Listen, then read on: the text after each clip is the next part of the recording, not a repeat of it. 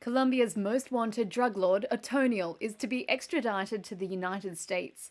That's according to security forces on Sunday. Daro Antonio Usuga, also known as Antonio, was caught over the weekend in the rural area of Antigua province. Over 500 special forces and 22 helicopters were involved in the operation. On Saturday, President Ivan Duque called it the biggest blow to drug trafficking since the death of Pablo Escobar. Antonio is the leader of the drug trafficking group Clan del Golfo. It has some 1,200 armed men, and a majority of them are former members of far-right paramilitary groups operating throughout several provinces in Colombia. Antonio is accused of exporting hundreds of tons of cocaine to the US each year. He is also accused of killing police officers, recruiting minors, and sexually abusing children, among other crimes. Colombia had offered a reward of up to about $800,000 for information on his whereabouts. The US government, meanwhile, offered a reward of up to $5 million. Although Duque said the drug lord's capture could mean the end of the Clan del Golfo, risk analysts warned that a new leader will most likely take over as head of the group. A container fire off the coast of British Columbia, Canada, appears to be under control. That's according to Canadian Coast Guard Commander J.J. Brickett on Sunday. The company itself is reporting that the majority of the fire is actually out. We still see it smoldering. What they were attempting to do is let the fire burn down. In other words, the container consume itself with the fuel while keeping everything else around it cool so that they wouldn't ignite. When we are looking at the imagery, we can't see any scorching or charring of those adjacent containers. That's a really good sign. In a statement earlier on Sunday, the company that manages the container ship, Dano Shipping, said no injuries had been reported. 16 crew members were evacuated from the MV Zim Kingston after the fire broke out earlier in the weekend, while 5 remained on board to fight the fire. Tugboats were seen spraying water around the fire to contain it. The ship is anchored several miles off the southern coast of Vancouver Island. Officials have ensured that residents are safe and commercial ports are still in operation. Canada's Coast Guard said it's been working with its U.S. counterpart to track 40 containers that had fallen overboard after bad weather on Friday, more of which is expected to hit the region Sunday. Mariners are advised to stay clear of the area. Tesla rolled back the latest beta version of its full self-driving software on Sunday. It was less than a day after its release. Users had complained of false collision warnings and other issues.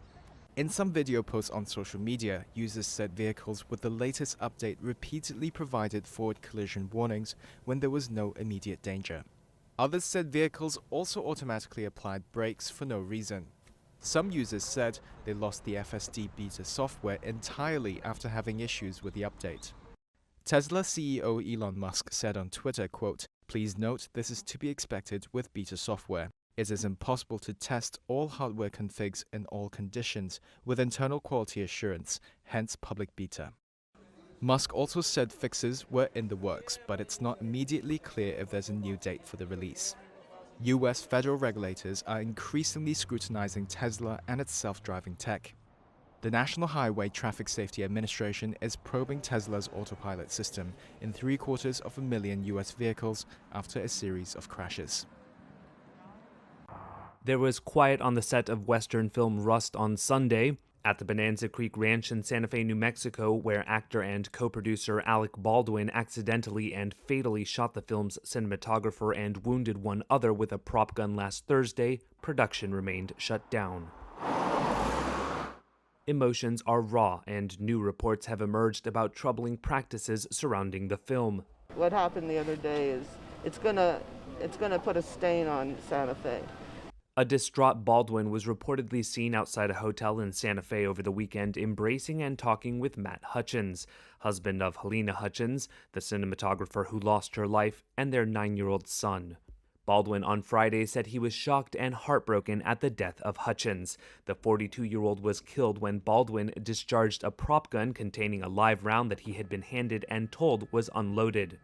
In a statement read to a candlelight vigil on Saturday, Hutchins called his wife's death an enormous loss. Others have voiced concerns about safety conditions on set. Obviously something failed, and I don't know what failed, but the fact that this happened shows that an elemental piece of that safety protocol didn't work. Multiple reports have raised concerns about safety protocols on the set of the low-budget movie and have described a walkout by several camera operators just hours before the accident. In one of the most troubling reports, TMZ, citing unidentified sources connected to the production, said the gun handed to Baldwin had previously been used by crew members for target practice off-set using real bullets. Reuters has been unable to independently verify that account.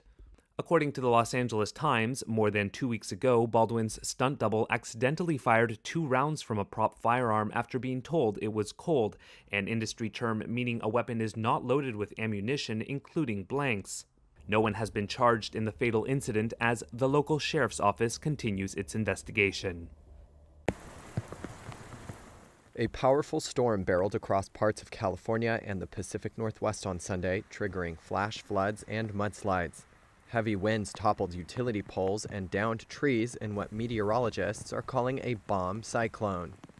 A meteorologist from the U.S. National Weather Service, Mark Chenard, described it as an intense weather event where the barometric pressure drops quickly. He added up to 10 inches of rain are expected to flood the West Coast. The storm follows the busiest wildfire season in California history, which heightens threats of flash flooding. Chenard said, quote, "Burn scars, that's the area where the water tends to run off quicker, so that's where the biggest flash flood risks are." Mudslides were already reported in an area north of San Francisco, blackened by the Dixie Fire, the second largest wildfire recorded in state history. Meanwhile, much of the region is in severe, extreme, or exceptional drought, classified by the U.S. Drought Monitor.